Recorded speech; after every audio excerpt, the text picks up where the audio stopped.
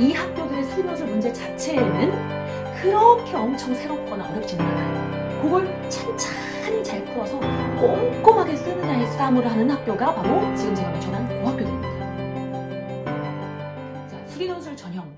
과연 수학 천재들만 하는 전형인가? 수리논술은 보통 특목자사고가 아니라 일반 평범한 고등학교에서는 학교에 한 명 제대로 합격하기도 드문 전형입니다. 실제 한양대의 최근 경쟁률만 찾아봐도 108대 1입니다. 수학 진짜 잘하는 학생들이 108명이 시험을 봐서 한 명 붙었다는 거죠.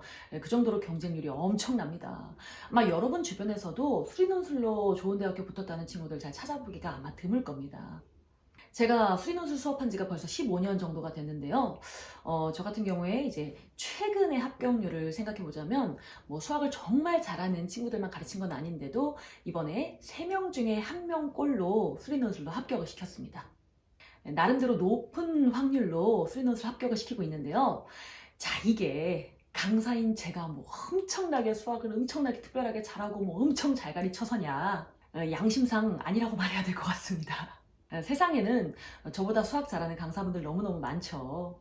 수리논술의 높은 합격률의 비밀은 뭐냐? 합격 가능성이 좀 더 높은 학교에 처음부터 집중적으로 시간을 투자해서 공부하게끔 하는 걸 제 원칙으로 삼기 때문에 그렇습니다. 자, 이게 무슨 얘기냐면 저는 이 친구가 처음에 저한테 상담 올 때부터 모의고사를 한번 서술형으로 쫙 풀려봅니다. 그래서 이에 서술형 풀이 스타일을 분석해서 얘를 뽑아줄 만한 학교, 추구하는 풀이의 결이 이 친구와 비슷한 학교를 처음부터 집중하게끔 합니다. 좀 더 자세히 말해볼게요.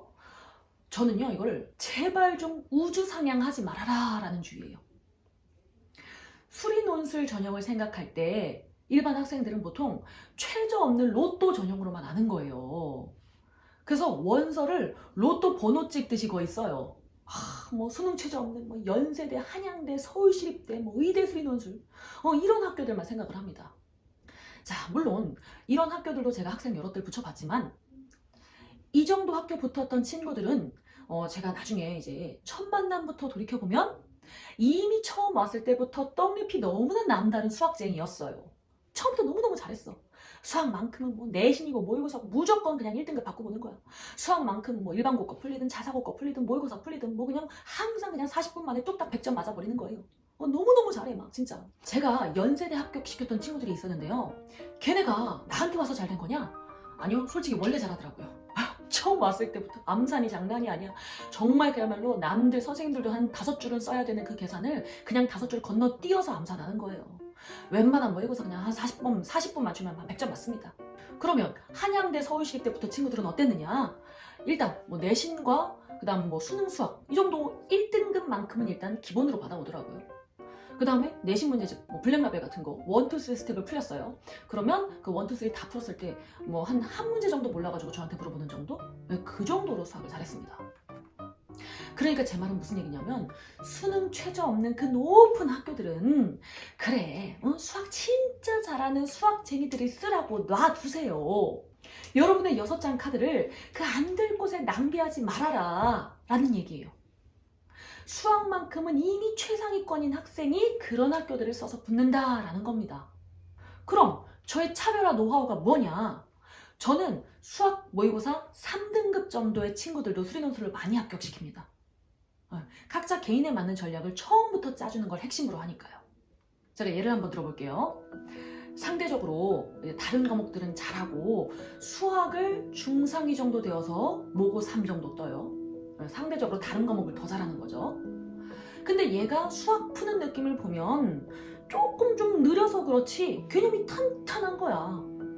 창의력까지는 조금 없을진 몰라도 그래 뭐 새로운 문제까지는 조금 못 풀어서 그래서 모의고사가 한 3 정도 뜰지는 몰라도 문제집에 나왔던 문제만큼은 정석적으로 꼼꼼하게 잘 푸는 거예요. 그러면서 다른 과목들은 더 잘하는 거야. 자, 그러면 저는 어딜 쓰게 하느냐?